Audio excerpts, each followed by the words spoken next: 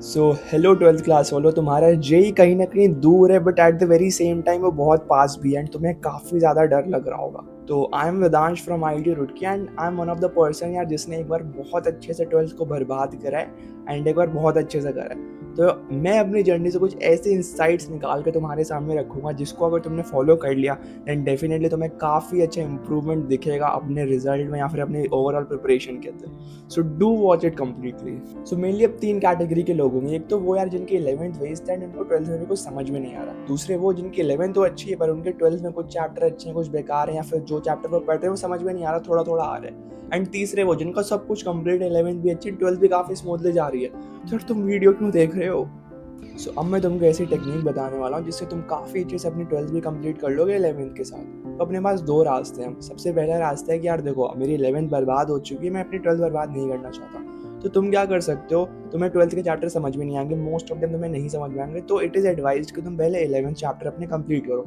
And तुम्हें काफ़ी ज़्यादा टाइम देना पड़ेगा, बट अगेन वही इशू है कि तुम्हारी कोचिंग में भी कुछ और सिलेबस चल रहा है, उसके कुछ और टेस्ट हो रहे हैं एंड सारी चीज़ें रश में चल रही हैं। एंड अभी अगर तुमने 11th खोल दी देन कहीं ना कहीं तुम अपनी 12th को बर्बाद कर लोगे। एंड रास्ता नंबर 2 जो है वो सिंपल सा ये बोलते हैं कि यार ऐसे चैप्टर्स ढूंढो जिनके ज़्यादा से ज़्यादा कनेक्शंस है 12th के चैप्टर से।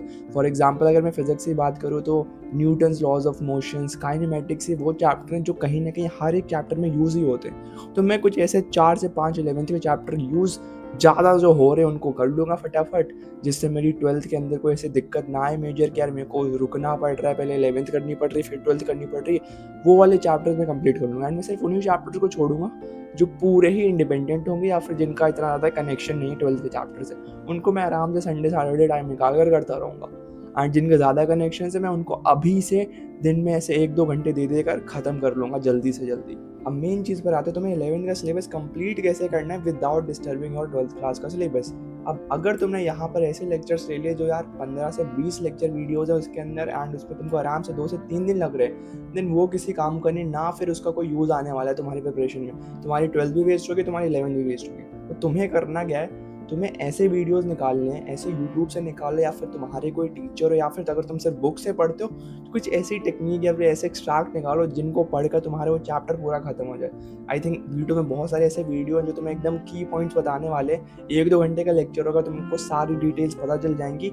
उसके बाद जो मेन चीज़ है वो है तुम्हारे पास तुम्हारी बुक के अंदर जो क्वेश्चन है। देखो लेक्चर्स को यार मैं उतना ज़्यादा बड़ी चीज़ नहीं मानता प्रिपरेशन की, वो तुम्हारे सिर्फ एक बेसिक अंडरस्टैंडिंग के लिए होते हैं। अगर उनमें ही तुम 2 से 3 दिन सिर्फ वीडियोस देखने पर निकालो देन वो कोई यूज़ के नहीं। उससे अच्छा तुम उतनी क्वेश्चन प्रैक्टिस कर लो।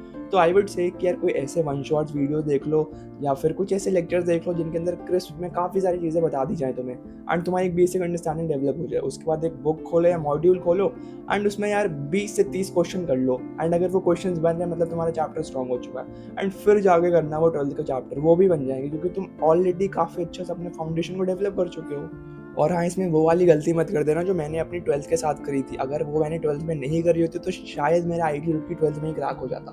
तो मैंने गलती क्या करी थी, जो मैं क्वेश्चंस बुक के थ्रू लगाता था ना वो मैं 12th के अंदर ऐसे लेक्चर से लगाता था कि यार मैंने देख लिया 50 एमसीक्यू या फिर 50 न्यूमेरिकल है, उसको एक वीडियो पड़ा यूट्यूब में, मैंने उसको जाके ऑन कर लिया एंड अपनी नोटबुक लेके बैठ गया एंड मैं क्वेश्चन कर रहा हूँ। बट होता क्या था कि यार वो टीचर ही सॉल्व कर रहा है, मैं कभी एक्चुअली में क्वेश्चंस लगा ही नहीं रहा होता। मैं बस समझ लेता था ठीक है ऐसे ऐसे कर दिया टीचर ने, दैट्स इट, और मैं नेक्स्ट कर देता था। मैं कभी उसको अपने दिमाग का यूज़ करके सॉल्व ही नहीं करता था। तो अगर तुम ये वाली गलती कर रहे हो देन यहाँ पर बहुत बड़ी प्रॉब्लम हो सकती है, जिसको बिल्कुल भी मत करना क्योंकि यार ये मैंने करी थी एंड मेरे को फिर ड्रॉप या लेना पड़ा। तो सोच समझ के करना अगर ऐसा कुछ करने वाले हो तो। अब जो सबसे इंपॉर्टेंट चीज़ है वो है तुम्हारे मॉक टेस्ट एंड तुम्हारी टेस्ट सीरीज। अब ये जो पार्ट है इसको बहुत सारे लोग स्किप कर देते हैं यार, लाइक प्रिपरेशन के टाइम नहीं करते, जब एग्जाम को 1-2 हफ्ते बचे तब थोड़े से मॉक टेस्ट टेस्ट सीरीज लगाने स्टार्ट करते हैं। अगर तुम ये गलती करो, तुम अभी से पेपर्स नहीं लगा रहे, अभी से तुम मॉक पेपर्स नहीं दे रहे हो, देन तुम्हें लास्ट में बहुत ज़्यादा सफ़र करना पड़ सकता है। तो आई वुड से कि यार अगर तुम्हारे 2-3 चैप्टर भी हो जाते हैं किसी सब्जेक्ट के अंदर, उनका कस्टमाइज टेस्ट बना लो। बहुत सारे एप्लीकेशन है प्ले स्टोर के अंदर, कस्टमाइज टेस्ट जेई नीट करके मिल जाएंगे तुमको, उनको तुम बना लो एंड उनसे 1-2 चैप्टर की टेस्ट दो, कस्टमाइज टेस्ट बना उनको दो और उनका जो एनालिसिस निकलेगा कि यार तुम्हारा कौन सा पर्टिकुलर सब टॉपिक वीक है, कौन सा पर्टिकुलर सब टॉपिक स्ट्रॉन्ग है, उसके हिसाब से अपने नेक्स्ट स्टेप प्लान करो। अगर तुम रैंडमली अपनी प्रिपरेशन कर रहे हो कि यार तुमने 1 चैप्टर कर लिया, 2 कर लिया, 3 कर लिया, तुम बस करते ही जा रहे हो, उसको कभी टेस्ट कर ही नहीं रहे, उसको इवैल्यूएशन उसका कुछ कर ही नहीं रहे, देन वो किस काम का? तुम एटलीस्ट पता तो चले कि यार तुम क्या ये जो चीज़ कर रहे हो वो सही कर रहे हो या गलत कर रहे हो, एंड अगर गलत कर रहे हो तो क्या एग्जैक्टली गलत कर रहे हो। और जब तुम्हें पता चल जाए कि तुम्हारी गलती है, देन तुम उसको इम्प्रूव कर पाओगे ना। बट ऐसे अगर तुम सिर्फ रैंडमली चैप्टर कंप्लीट करते जा रहे हो तो तुम्हें पता ही नहीं चल पाएगा तुम्हारी गलती क्या है, फिर तुम उसको इम्प्रूव कैसे करोगे। अब जो दो स्पेशल टेक्निक मैं तुम्हें बताने वाला हूँ यार, ये मैं बहुत यूज़ करता था, जिसकी वजह से मेरे को ज़्यादा से ज़्यादा चीज़ें रिटेन रहती थी मेरे दिमाग में, एंड जो मैंने टेस्ट में गलतियाँ करी थी वो मैं रिपीट नहीं करता था। तो मैंने एक डायरी बना रखी थी छोटी सी, जिसके अंदर मैं जब भी मेरा टेस्ट वगैरह हो जाता था, एनालिसिस खोल कर मैं वो क्वेश्चन लिख लेता था, एंड उसमें गलती लिख लेता था कि यार मैंने सिली मिस्टेक करी थी या मैं फॉर्मूला भूल गया था। तो ऐसे मेरी पूरी डायरी मेंटेन होती रहती थी। अब मेरे को पता है मेरी गलती क्या है, एंड मैंने डायरी में लिख भी ली। मैं डायरी को क्या ना ऐसे हफ्ते 2 हफ्ते में एक बार देखता रहता था कि यार मैंने ये वाला क्वेश्चन करा था, ये वाली गलती करी थी।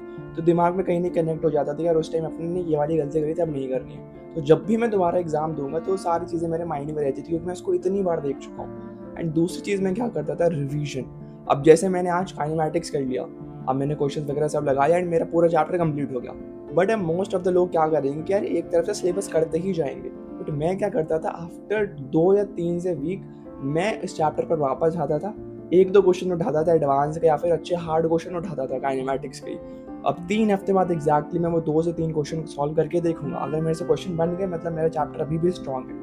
फिर मैं 3 हफ्ते बाद फिर मे भी एक ही क्वेश्चन उठाऊं, अगर वो क्वेश्चन बन गया तो मतलब मेरा चैप्टर अभी भी स्ट्रॉन्ग है। बेसिकली मतलब क्या है कि यार मैं थोड़ा सा एक बैक लिंक एक कनेक्ट कर रहा हूँ वापस से अपने दिमाग को उस चैप्टर से, क्योंकि बहुत पहले पढ़ा था, अगर मैं भूल गया तो यार फिर दिक्कत आएगी मेरे को आगे। तो मैं अभी से वो चीज़ स्ट्रॉन्ग करके चल रहा हूँ कि अगर मैं भूल भी रहा हूँ तो मेरे दिमाग में सारी चीज़ें वापस आ जाए। और एडवांस का क्वेश्चन इसलिए क्योंकि उसमें बहुत सारी चीज़ें रिवाइज हो जाती है एक साथ, क्योंकि एडवांस क्वेश्चन ऐसे ही होते हैं ना कि 5-6 टॉपिक एक साथ क्लब करके दे देते हैं। तो एक एडवांस का क्वेश्चन करो यानी कि पूरा चैप्टर ही तुम्हारे दिमाग में दोबारा से रिवाइज हो रहा है। तो दैट इज़ वेरी इंपॉर्टेंट, अगर तुम ये कर सकते हो then do it. And also यार एक चीज़ और है कि यार बहुत सारे क्वेश्चन ऐसे होते हैं कि 2-3 चैप्टर को मिक्स करके क्वेश्चन पूछते हैं, लाइक मेंस में भी पूछते हैं, एडवांस में तो यही चलता है कि 2-3 अलग अलग चैप्टर्स को उठाकर पूछ लिया। तो ये वाली टेक्निक बहुत काम आएगी कि अगर तुम अभी करंट इलेक्ट्रिसिटी कर रहे हो, फिर यहाँ पर तुमने कहीं ना कहीं काइनेमैटिक्स से क्वेश्चन भी लगा लिया साथ में, तो दोनों दोनों जो टॉपिक्स है तुम्हारे दिमाग में आ जाएंगे, वो जो कनेक्टिविटी दोनों चैप्टर की वो स्ट्रांग होती रहेगी। तो make sure you do it. So that was all from my side. अब नेक्स्ट वीडियो में तुमको बताऊंगा कि मैंने कौन सी बुक्स एंड मॉड्यूल यूज़ करे थे जिसकी वजह से मैं अपने ड्रॉप ईयर में काफ़ी अच्छा परफॉर्मेंस दे पाया था जेई के अंदर। सो सब्सक्राइब कर लो ताकि वीडियो मिस ना हो तुमसे।